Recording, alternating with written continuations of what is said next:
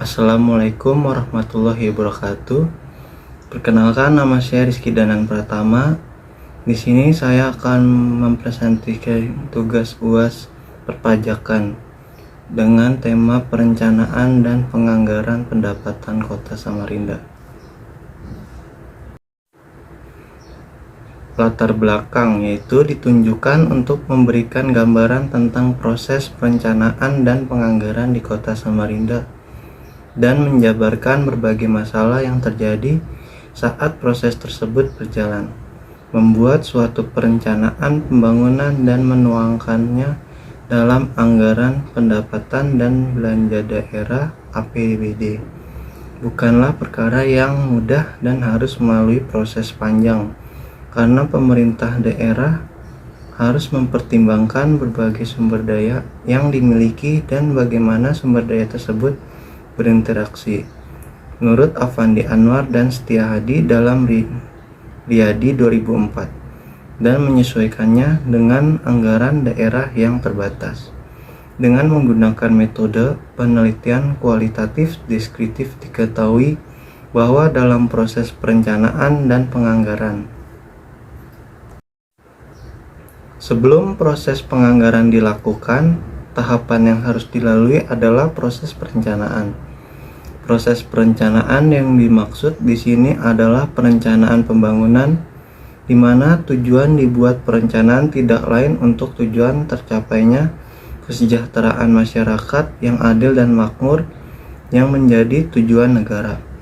Pada proses perencanaan inilah pemerintah daerah harus melakukan sinkronisasi antara kebutuhan masyarakat, prioritas pembangunan daerah, dan juga rencana pembangunan nasional. Bukanlah suatu perkara mudah untuk melakukan sinkronisasi tersebut karena masing-masing lingkup memiliki kebutuhan dan prioritas yang berbeda-beda. Sementara anggaran yang dimiliki pemerintah daerah terbatas. Terlebih lagi, dokumen pembangunan yang harus disesuaikan adalah perencanaan pembangunan jangka panjang, jangka menengah, dan jangka pendek.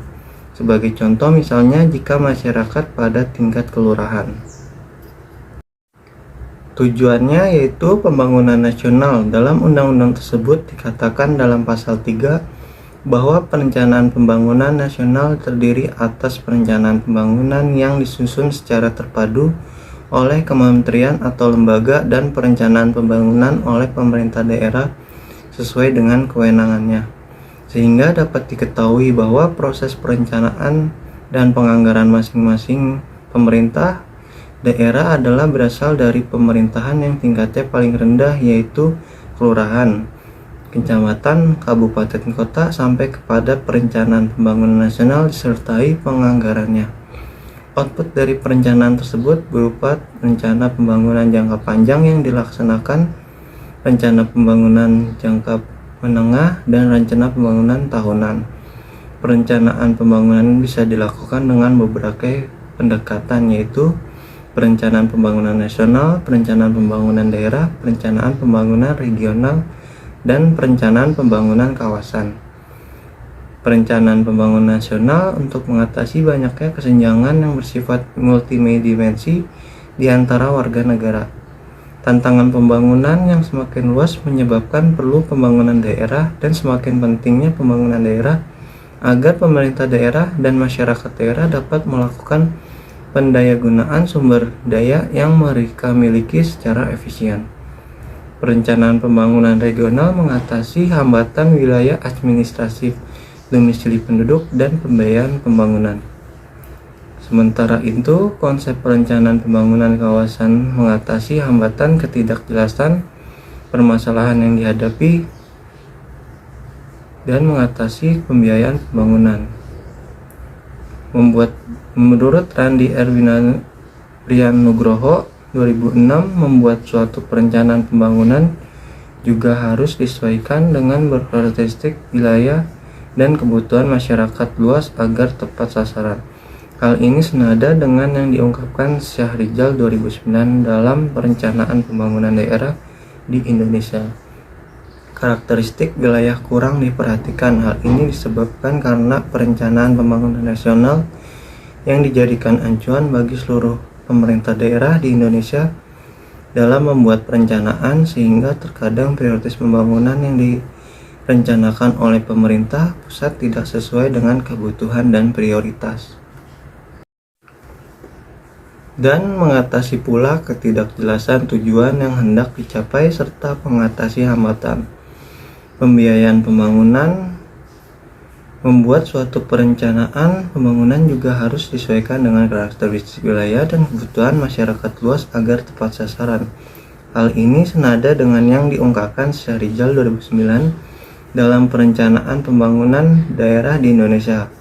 Karakter wilayah kurang diperhatikan. Hal ini disebabkan karena perencanaan pembangunan nasional yang dijadikan acuan bagi seluruh pemerintah daerah di Indonesia dalam membuat perencanaan daerah, sehingga terkadang prioritas pembangunan yang direncanakan oleh pemerintah pusat tidak sesuai dengan kebutuhan dan prioritas.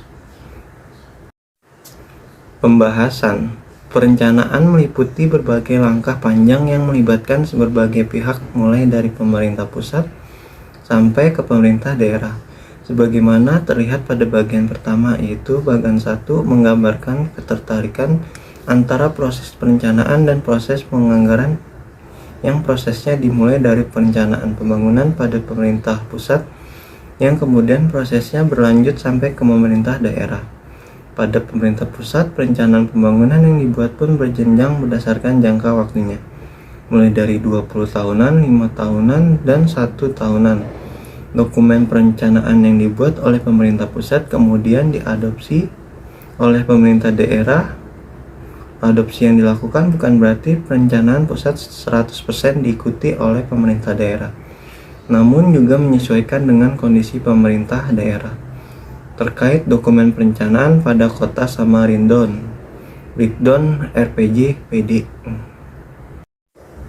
Pada pemerintah daerah sendiri, siklus perencanaan dan penganggaran tahunan melalui tahapan yang cukup panjang, sebagaimana terlihat pada skema 2, di mana proses perencanaan tersebut dimulai dari musyawarah pengganan pada tingkat desa atau kelurahan, kemudian dilanjutkan pada tingkat musrenbang kecamatan kepada seluruh berdasarkan RKPD, menyusun rancangan kebijakan umum APBD. Rancangan kebijakan umum APBD yang telah dibahas pada kepala daerah bernama DPRD. Selanjutnya disepakati menjadi kebijakan umum APBD atau KUA berdasarkan kebijakan umum APBD yang telah disepakati.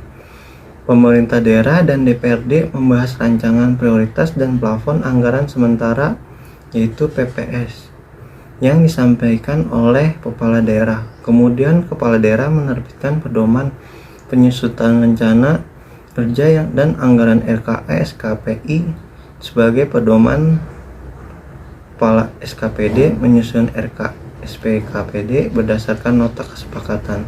Setelah RKE SKPD dibuat, selanjutnya adalah menyusun rencana peraturan daerah. Siklus perencanaan dan penganggaran di atas juga dilakukan oleh pemerintah Kota Samarinda, namun mengingat banyaknya rencana pembangunan yang harus dibenahi oleh pemerintah Kota Samarinda, sementara anggaran yang dimiliki oleh pemerintah Kota Samarinda terbatas, maka dibuatlah suatu agenda prioritas sehingga tujuan pemerintah bisa dicapai secara bertahap. Adapun 9 agenda prioritas Kota Samarinda tahun 2016 sampai 2021 adalah: 1. Optimalisasi pengendalian banjir. 2. Peningkatan derajat kesehatan masyarakat. 3. Pengembangan bidang pendidikan untuk menghasilkan sumber daya manusia yang profesional, berkarakter, dan religius. Pengembangan dan peningkatan infrastruktur, fasilitas perkotaan, dan utilitas penunjang sektor unggulan yang berdaya saing dan berwawasan lingkungan. 4. Pengentasan kemiskinan berbasis pemberdayaan ekonomi kerakyatan. 6. Penjagaan dan penanggulangan bencana sosial. Lalu peningkatan kehidupan beragama, seni budaya, peran dan prestasi bermuda, pemasyarakatan olahraga, serta pemberdayaan masyarakat dan perempuan. Kemudian pemantapan keuangan daerah dan pembiayaan pembangunan di daerah. Lalu peningkatkan tata kota kelola pemerintah yang baik, mengingat proses perencanaan dan penganggaran daerah yang sangat panjang, sampai memakan waktu 1 tahun anggaran sementara.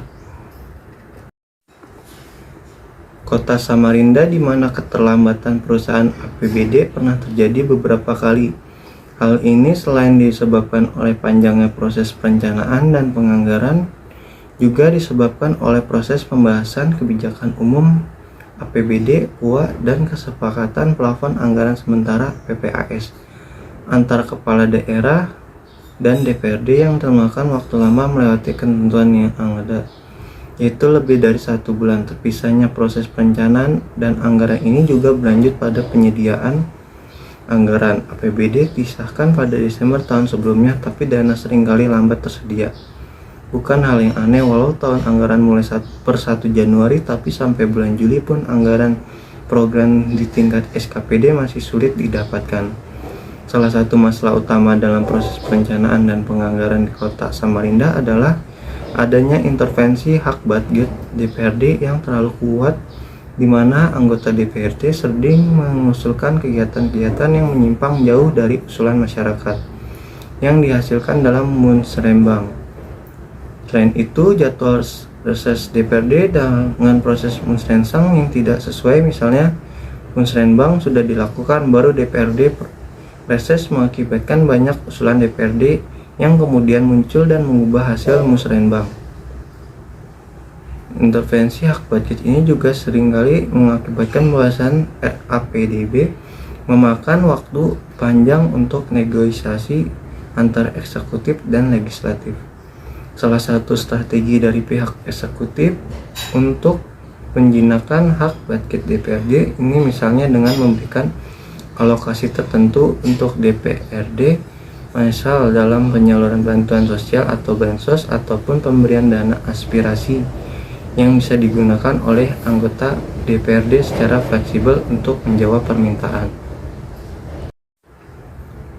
Permintaan masyarakat. Masalah dalam proses perencanaan dan penganggaran di Kota Samarinda juga terjadi pada fase yang paling awal, yaitu musrenbang kelurahan. Hasil wawancara dan dengan salah satu lurah di Kota Samarinda menunjukkan bahwa musrenbang desa atau kelurahan tidak selalu baik dapat dilaksanakan dengan baik, di mana pada sebelumnya tahun 2017 sempat dilaksanakan musrenbang kelurahan, namun pada tahun ini 2018 tidak dilaksanakan. Beberapa lurah di Samarinda juga menyatakan bahwa mereka belum menerima RPJMD Kota Samarinda dan tidak mengetahui prioritas pembangunan yang ada, sehingga usulan pembangunan fisik dari peserta musrenbang masih sangat dominan. Selain itu, sebagian lurah juga mengeluhkan usulan dari musrenbang kelurahan yang sudah berkali-kali diajukan namun belum ada realisasinya sama sekali.